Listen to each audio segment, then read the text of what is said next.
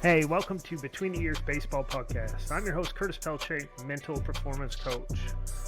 Here we're bringing on coaches, players, scouts, baseball people to talk baseball. Their views and experience in recruiting, player development, and mental performance. If you're playing pro ball, college, high school, or just a parent trying to manage the matrix of travel ball, this podcast is for you. Here we go.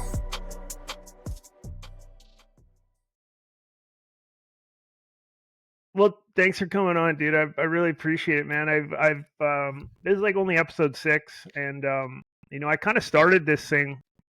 I'm surprised I didn't do one earlier. I love podcasts, but I wanted to just have conversations more for high school players, for parents, for people in the maze of baseball right now. The travel ball, the development, the crazy recruiting going on, and just kind of having conversations and sharing stories about what's going on with it. And you sound like you need to have Jeff Fry on. Maybe one day. He's a beauty. He's a beauty. She gone. Yeah. I just like watching him and whatever the swingman or whatever his name is. Yeah, they go at it. Just go back and forth. I had Jeff on a while back. We're just talking shop. I was like, man, what's going on? And all this other stuff. Do you guys play together? No. He's way older than me. Yeah. He played for the Rangers for a while, so I knew him when he was here, and it was just funny, man. He's a clown sometimes. I'm like, man, you gotta let it go, man. I said, you're an old guy. You sound like the old guy right now. Get off my lawn, man. Calm down. You know what I mean? So you don't want to be the old guy. But he speaks the language, and that's the important thing. And that's one thing I recognize now is a lot of kids, they have unrealistic expectations and unrealistic goals, dude.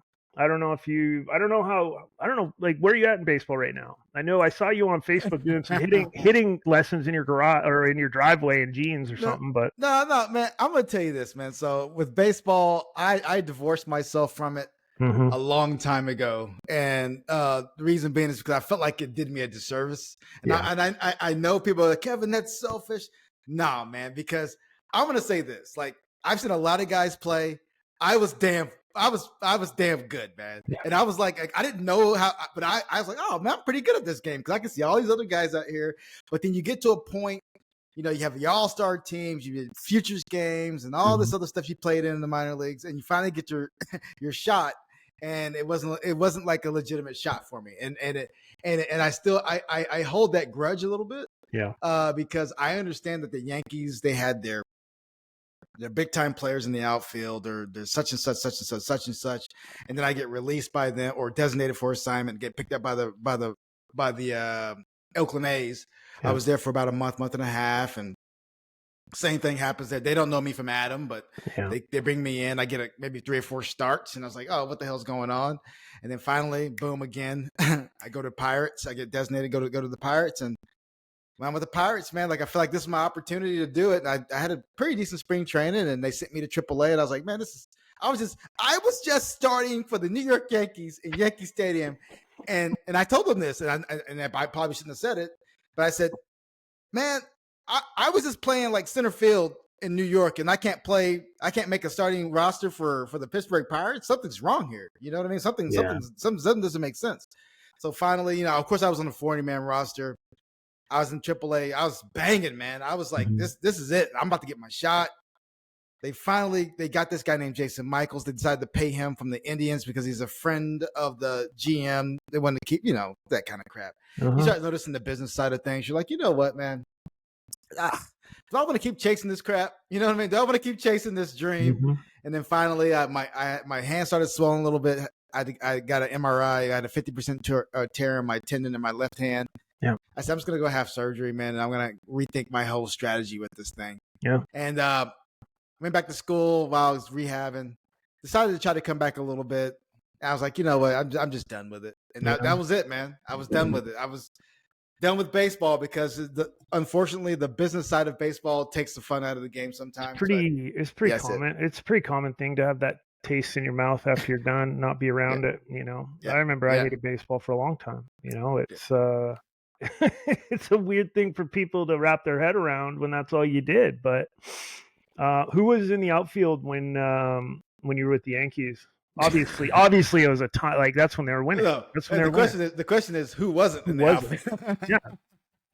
Yeah. We had Bobby Abreu.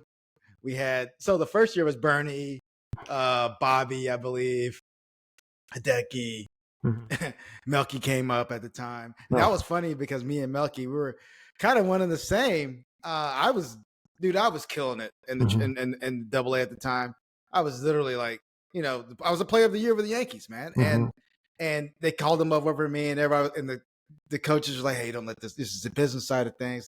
And that's when I started getting that taste of the business. But Melky was out there, and he was good, by the way. So just FYI. But Melky, Bernie, Johnny Damon came in a year later. So we had Johnny, Melky, myself, Bobby Abreu, and then Gary Sheffield. So Hey KT, hey man, come you got this Wednesday, the we're leaving town, you got the day game. Come play this game, give one of these guys a break. Okay. So that was my story, man. Man. What? I mean, I'm not bitching. Like, you know what I mean? Like, if I'm not gonna bitch, but at the end of the day, back and it's. I mean, for me to know you, to know how hard you worked, is why you talk like this. Absolutely. It's not like you just rolled out of bed and were like, "All right, the Yankees drafted me." I mean, you got drafted out of high school, turned that down. You came to Grayson. I mean. You were good. You said it. You were good. I remember you and I in left field. I was working on throwing, and I was like a 1.8 pop time, and you came. Man, you probably in flip flops, and you were like a 1.7. You just zipping it. Man, I'm telling you, like, people don't realize. Like, I was talking to somebody a couple of days ago. Matter of fact, I was talking to Coach Tadlock. Yeah, I was talking to Coach Tadlock. We were on the phone. I said, Tim, you know what? I wish I wasn't good at this game. Yeah. I said, because it wouldn't matter so much to me. Yeah. I said, I wish I was just a guy that got to the minor leagues or whatever. And I was like, I was just an A-ball guy or whatever. And then I was just like, it just didn't work out. I wasn't good enough. But it wasn't that. It wasn't that. And that's what irks me so much, because then you see guys who get 3, 5, 7, 10 years in the big leagues because of and I tell people this all the time. The difference between the guy and the guy you don't is just opportunity. Yeah. At a certain level, I played with guys like Mitch Jones. I played with guys like that you would never hear about. They've hit 30 home runs in the minor leagues and all this other stuff. I played with so many guys. I'm like, God, Lee, man, this guy could literally be a household name somewhere else if he just got an opportunity, 150, 200 at bat somewhere. He'll hit 15, 20 home runs in the big leagues. And now you're wearing his jersey, right? Mm-hmm. And that's the only difference. It's just opportunity with the majority of the guys. Now, I will tell you this.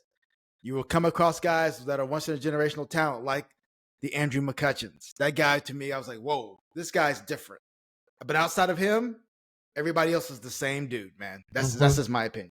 Yeah, I believe it. Mm-hmm. So, again, back to what I'm talking about, but back to what I was talking about with how hard you worked to put yourself in a position to be that good. It wasn't that you were just that good. Like I said, you didn't just you didn't just grab a glove in high school and you were legit. Mm-hmm. What did it take for you? What you were different, dude. Like, you were a different cat. You lived in the gym. You lived in the batting cage. Yeah. You probably slept with your bat. I don't know. Yeah, I did. Me and my bat had some long nights together. And you were locked in. We were all boys. Yeah. But you had your priorities locked in. Where did that start? I know we had this conversation a little while ago. For some kids, after winning a World Series, you go and take BP. You don't celebrate. It's like you're ready to go hit again. And where does that come from? Like, when did that start for you? When did you realize that's what it took, or that's what you had to do? Man, I'm going to tell you something right now. I've always been a little bit different. And I'm going to say that because I'm not the guy. I'm an introvert, right? I know I like to have a good time and all this other stuff on these podcasts and shows that I do. But in reality, I'm an introvert. I'm a geek. I'm a Trekkie, man. I watch Star Trek. You know what I mean? I'm that kind of guy. Like, I'm really a geek, man. And I've always been the guy that's like, okay, like, for me, while everybody else is out partying, I'm in the Grayson in my Grayson dorm room with a little tea. Like that's my Friday night. It's always been that way. My buddy Jason Alfaro, who played for the Astros for a little bit, it was just on Friday nights. It was let's go to the cage. That was like me going to that was like me going to the movies or going out and going out hanging out with some friends. That was me hanging out with my friends. Yeah. It was, hey, me, Jason, James, such and such. Let's go break into the cages at TCU because we know they're not using them, right? And we're gonna go into the cages and we're gonna hit until our eyes turn, so we can't see the ball anymore, and then we'll come do it again tomorrow. That was our Friday nights, and I loved it. Where did that stem from, dude? I don't know. I don't. That's what I enjoyed, man. I don't know. It's just, I get it. Some people enjoy just sitting on a piano. Like if you talk about Prince, you talk about Michael Jackson, you talk about all these people. I'm not putting myself in the stratosphere of those guys. KT, the Prince of baseball. No, but I'm just telling you, like some people are just like they're comfortable in their environment, and that was my environment. My environment was structure, like going to the gym, that's my environment. Working out, that's my environment. Going into the cage. It was like there's no other better place where you have a controlled environment, and you can. And I'm not saying you can control the outcome, but you can control the process. You can control the process, man. And everything else out in life is not necessarily in your control, but that one space and time, you have that control, and I loved it, man. And that's what I'm saying. Like people, like I was talking to my nephew, he loves to play basketball. I said, "Hey, are you watching TV just dribbling? Like, what are you doing?" Now I'm like, that's the difference. Like if I was in that sport, I'd be sitting there watching TV dribbling, like or if I was playing soccer, I'm sitting there, I'm out there kicking a ball against the wall because that's what I enjoy. You gotta have. You did a little soccer post yesterday on Facebook. You're chirping the commentator. I love it. I love it. I mean, because it's. Dude. Who was it? It was just Alexi Lawless, man. Yeah, I don't know. That dude just. I'm a big soccer guy right now, man. I'm a big Liverpool guy. I watch the Premier League. Jurgen Klopp. You never walk alone. That's what I do on Saturdays and all the week. Awesome. So yeah, man, I'm a big soccer guy. So yeah, I mean, talking about process. When you were in the minor leagues, when you were going through all this, it must have been mentally and emotionally draining. It must have been tough. There must have been times where, you're like, what am I doing? Why am I doing this? Released from the Yankees after being player of the year. How do you handle stuff like that? Do you communicate with people? Do you have a network? Do you have a group of people you talk to? How do you, because a lot of times as men, as athletes, we internalize it. We put this weight on our shoulders and we just pretend like nothing's wrong. Yeah. And that's so I live in the old school man mentality. Like my dad was a man, my dad was like, shit, man, the sun's going to come up tomorrow. You got to keep moving. And that's just the way I am, man. Like if something happens, you let it sit on you for a minute, but then you just release it and you keep moving forward because that's just what life's about. And you can't let things bring you down to a point. I know it's tough. It's tough. Because there's things out there that can help you relieve that the easy way out, right?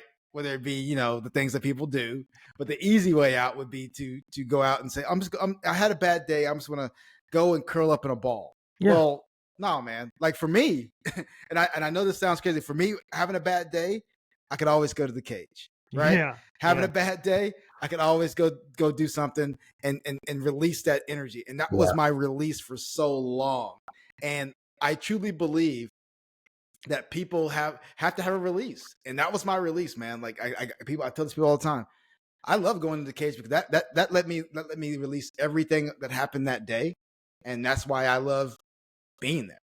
It wasn't just because I wanted to get better; it's because it helped me get that emotional stress out. Do you still go to the cage? No, but what I do. No, but what I do is I get up and I swing, man. Yeah. I can't stop, man. I can't stop. I know. I don't want to watch it. I will not watch it. I won't watch baseball. No. What I will do is I'll go out and I'll take dry hacks all day long, man. I just like what about college baseball? You watched the World Series last night? No, heck no. I can't watch college sports, man. Only thing maybe college football, but I'd rather watch it professionally, quite frankly. But because it's just too slow for me, to be honest with you. Yeah, I get it. Yeah. The dude from A&M was sitting 100 the other day. It's Everybody throws bananas, 100 all of man. a sudden. It's Everybody throws bananas. 100. What's your thoughts on? Okay, what's your thoughts on this, dude? Everybody, obviously there's a scale, the 20 to 80 scale. It's changing every year. Every year the 80 is going higher, higher, higher. Where does it? Where does it stop, man? Where does it stop? They're just. I'm telling you right now, these young kids. This is one thing I'll tell kids is this: velo is a joke. And the reason why I'm saying that is because all you're gonna do is blow your arm out once, twice, 3 times, and you're just gonna be a cog in the wheel, man. Like all they're doing right now is putting themselves in a situation where pitching no longer matters, and it's just about how hard you throw. Now technically it's always been like that, but 90 to 95, 97 was getting it. But you can pitch and throw 9 innings at 91 to 93, touching 95 when you need to, and go 7 innings. Now you're going max effort for 5 or 4 or 3 innings. Yeah. And next thing you know, your arm's blown out, and now you're getting Tommy John, and now you have to wait another year to get your elbow and everything back, and then do it again. And it's just, and there's more and more guys in this conveyor belt of just people that are just throwing out there that throw hard. And it's just going to be a situation where guys are going to be washing out more consistently, and nobody's going to be able to pitch. And that's what you're seeing right now. It's a joke. Well, it's because it's tough because everything's numbers based. If you're not throwing at certain velocities, certain schools aren't going to look at you. And it's. I mean, that's why I love junior college, man. I wouldn't do it any other way. Junior college was the way. That JUCO life, the grind of it. But you talk about being able to pitch, and reference someone we played with, John Lackey, is. I mean, he was like a first rounder. He was like 90 to 93, Yeah. But he had that curveball, dude. I remember catching him. It was just curveball after curveball after curveball. Now he made a career off of that. Of pitching, of intensity, of actually pitching. So yeah, I remember when Lack came to New York. I didn't play that day, of course, but he was in New York. He had that nice little slice, nice little curveball. Yeah, what was funny about Lack, and you and I both know this, no slight or anything like that. He wasn't our number one at the time. No, you know what I mean? No. Like it was Montez Gower. Yeah, it was like, okay. Yeah. And the next thing you know, boom, he throws, I think he hit like 94, 95 in Colorado that day. And first sandwich pick for the Angels. And boom, now he's throwing in game 7 and stuff like that. Like, what the hell? I know. What the hell's going on? Oh, man. That was insane. So cool. Okay, there's a couple of things I want to touch on because one of them I absolutely love is, and especially in your mentality. I look back and I remember you. I remember how hard you worked. And I remember how simple you kept things. Tell me about your uniform. Your off-field. What do you uniform. mean? Your off-field uniform. Well, so the uni. I mean, like it was a white shirt, and it was just so simple every day. Yeah. I know you're talking about that. Yeah, dude. So that was my thing ever since high school. White shirt, jeans. Yeah. White shirt, jeans. Yeah. And so I get that from reading my books, right? Like Albert Einstein, right? Like I told you, I'm a geek. Albert Einstein liked to keep things simple. Like he didn't wear socks sometimes because he says, "Man, I have my what I'm gonna wear, what I'm gonna do, and I want to keep my mind free to allow myself to be creative." And that's what allowed me to be creative and basically just say, "Hey, my focus is here. I don't have to focus on what I'm wearing every single day. I don't have to focus on what I have to eat every day. This is where my focus is, so I can use my maximum potential in this one area." If I'm thinking about, okay, what do I have to wear today? That's just unnecessary brain fog that I put on myself. So yeah, white shirt, jeans. I don't know how. I mean, I know. Chase laughs at me when he said, "You guys laugh at me," but yeah, man. Hey, when I was in high school, I would tell you this. When I was in high school, Old Navy had a sale. It was like buy like 5 white T-shirts for like $3. It was something stupid. Yeah. And then you can go get. They had like Dollar Jean Day.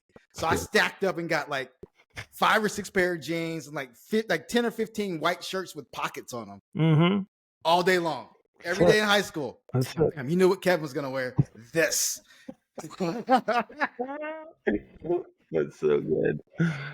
Man, that cracks me up. Yeah, man. Okay, how about this one? Because this is a good one. I think he posted on this a little while, like I don't know, maybe about a year ago.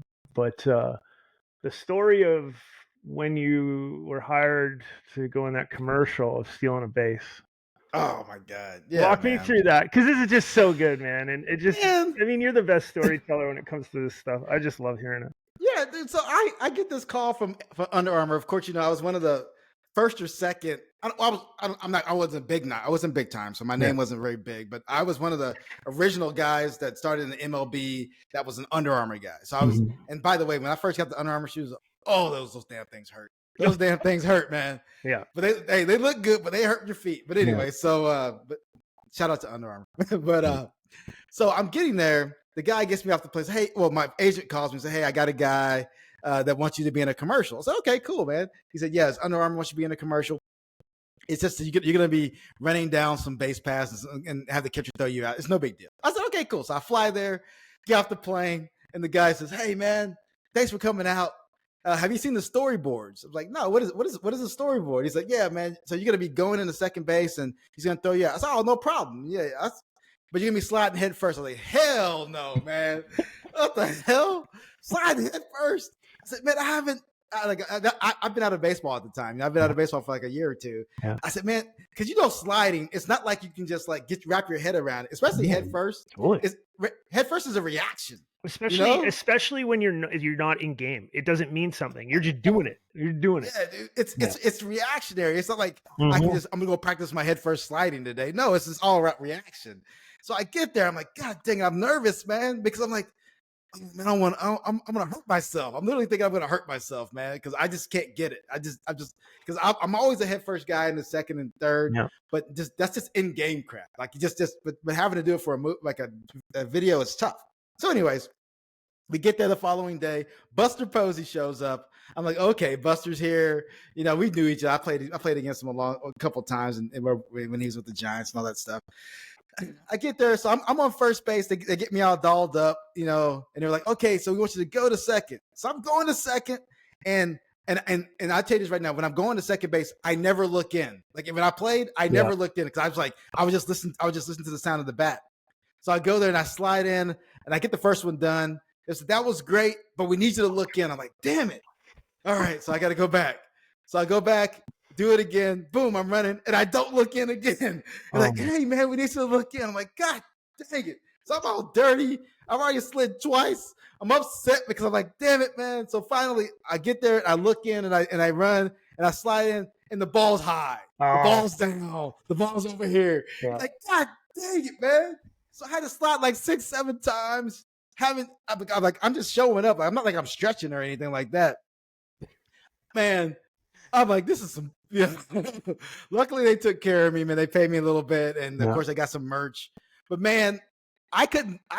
My body was hurting for like almost a month, man, because I wasn't in shape for that crap. But as you know, the little commercial thing came out. It worked well. But yeah, man, I'll post a link to it in the. Beat my ass up. It beat my ass up for sure.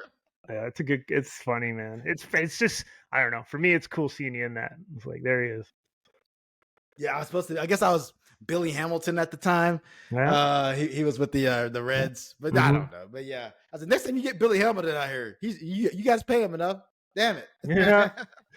We'll wrap it up here pretty quick, but no, go ahead. I know you post a little video of you talking about some hitting. We started with that. What prompted that for you? Where did that come from? If you're not watching ball, or what's going on? Man, so I'm like, you get Jeff Fry and all these guys going back and forth, and you get people talking about launch angle and down and all this other stuff. Mm-hmm. And I can't imagine being a hitter right now having to deal with all the nonsense and garbage that's out there. Like, I just don't know. I just want to keep it simple. Yeah. And I'll tell you right now about keeping it simple. So Don Mattingly. One day we were in the cage together. Don Mattingly, and we were just sitting there, and he said, Kevin, let me talk to you about something. I said, what's up? And he says, one thing about hitting that's important and what got me going? I said, what's that? He says, balance. He says, balance, man. He said, what I would do, he said he was talking to somebody. I'm not sure it was a famous guy, old guy. He said, I would literally go into my room after a game, and I would stand on one leg and balance myself. And have that separation. He says you got to feel that backside, and you have to feel that that stride and separation. And I would do that all night long and get comfortable. And I would do it every single day because I want to get that feeling. Because if I can get that feeling, I know that I can control the speed and my timing and all the other stuff. So I started doing that stuff, and he's absolutely right, man. If you can get rid of everything else in baseball, like get rid of launch angle and speed, and I always say this: launch angle. If you're not on launch angle, is just a stat. It's a wild concept because even a bunt has a launch angle. Yeah. If you get rid of everything, your swing, plane, and everything doesn't matter if you're not on time. Yeah. If you're not on time, if you don't have balance, your swing's not going to be good. I would rather take a person with an average swing or below average swing that's consistently on time versus a person that's consistently not on time with a beautiful, beautiful technique. Yeah. You get what I'm saying? Yeah. Because that person that's not on time, there's a lot of people that have very average swings that are consistently on time that can hit. Yeah. That can hit because they've gotten rid of everything and they can see the ball and they can put their best effort on the ball every single time. Yeah. But the people that are like, oh, I got to do all this other stuff, launch angle, not all this, blah, blah. But if it doesn't matter if you're not on time. So why don't you work on rhythm and timing first before you do anything else? Yeah. Because at least if I have rhythm and timing and get everything back, I have something to work with. There's just so much noise. There's just so much noise out there with hitting instructors and coaches and gurus and this and that and everything that majority of people don't know how to hit. They've never hit at a high level, so they feel like they have to say words. Yeah, and I'll say this, and this is no disrespect to anyone, but it's more respect to those that are doing the business. You don't have to be a 10-year vet in the big leagues to be a hitter to know what you're talking about. I'll put that out there first. So you don't even have to play baseball to know what you're talking about. I'll put that out there as well. So I will say that it's more it's the stats and all the technical side of things. That's a good portion of it. I like that. But ultimately, it can't be all one way or the other. A combination of both is probably key. But again, the kids don't need anything to do with the technical side of things. They just need to go out and play. Go out and play, have fun, and just work on being able to put your best swing forward and then work from that. Just work on what's the best athletic position you can be in to attack this baseball. That's it. That's the first thing. And then all the other stuff will come with it. But until you get that, nothing else really matters. Were you much of a video guy when you were in the big leagues or in minor leagues? Like watch yourself, see what you're doing? No, I wasn't. I should have been. Yeah. And that's one thing I wish I could go back. I asked that because I asked a lot of kids to take video, but I tell them I need you to get the pitcher in the frame so we can see your timing. Because it doesn't matter. Hey, your mechanics look great, but the ball's deep. You're not. Nothing's on time. So, for me, my message to kids: if you're filming, or parents, if you're filming, get that pitcher in the frame too, because that's going to tell you everything. Yeah, but like I said, I wish I would have done more with that because I think the video in the big leagues is more about pitching. like what does he do? What does he like to throw at certain angles? Like what is his ball doing and all of that other stuff? Because at the end of the day, like your swing's your swing. I mean, there's just you get to a point between 2A and above, you got your swing, man. It's just like, and I'll tell you this quick story. Like I didn't really start learning how to hit until I got to like my second, I guess, to 2A. And this is one thing that I did that changed my game. And I think I want everybody to listen to this. So it was the last 2 weeks of after coming off of a surgery for my elbow, I had bone spurs. I was kind of like stagnant. I'd be here and I was kind of like stagnant and trying. That's fine when you're strong. But if you're not strong, you're not gonna be strong all year long. So you got to get something, some rhythm going. Mm-hmm. I started just moving my hands. Getting some rhythm and then going back that way. My swing changed. Everything changed overnight. I started hitting balls out to right center, started hitting balls out to center. I went to the Arizona Fall League, hit like 5 or 6 homers in a matter of like 70, 80 at bats. Was Arizona Fall League player and all that other stuff, all-star team. The following year, I hit 330 and 15 in a matter of like 3 months. I was player of the year. It's because of that. It's one little adjustment that I made. It's about moving my hands, getting timing going. Did you do that? That's why I say timing. Did you do that on your own, or somebody helped out with that? I just started doing it. So I said, I can't hit stagnant like this. I got to get something going. And I just started moving my hands. I said, that feels comfortable. That just feels comfortable. So I started moving my hands. It just happened, man. And I remember talking to Ian Kinsler. He was talking about how he made some adjustments and like he was just, because he was like real stagnant. And he started just doing certain things. He's like, that's when this game changed. Gotcha. Yeah, I just started moving my hands, man. And that one little adjustment. And that's all it's going to take sometimes is one little adjustment. Did you play with your swing much more after that? Like, were you toying with it? You know? No. Because you see guys, you see guys doing all kinds of crazy stuff, trying to make adjustments. Yeah. You make small adjustments. Like your swing is your swing. It's just your timing mechanism that changes. Yeah. Like no one's ever changing their actual swing. You can't change it at some point because you've done it a million times. Yeah. But you can change your timing mechanism as to how you get to that swing. KT, thanks for coming on, brother. Man, thanks for having me, my friend. I appreciate it. I hope it's been entertaining. Like I said, all I would leave kids with today is just, I'm telling you right now, man, get rid of all of the noise. Just get yourself in a balanced position and start from there. And then how you can basically get from that balanced position to the next stage of like rhythm and timing, and then seeing the baseball, and then let everything, let the chips fall where they may, because this game is a beautiful game, but don't let it beat you up, because I mean, 30% of the time you're successful. So there you have it. You'll be a Hall of Famer at 30%. And keep it simple: white shirt and jeans, baby. White shirt, jeans, and don't forget the little. I had some Docker boots. Yeah, I wear all the time. I remember the boots for sure. Dude, hey, tongue hanging out. Oh yeah. What's funny about the boots is I used to take BB and everything in those boots. I know you did, dude. It was awesome. All right, I'm gonna hit stop here. Just don't leave. It's just gotta upload. It'll take a couple seconds here. No worries.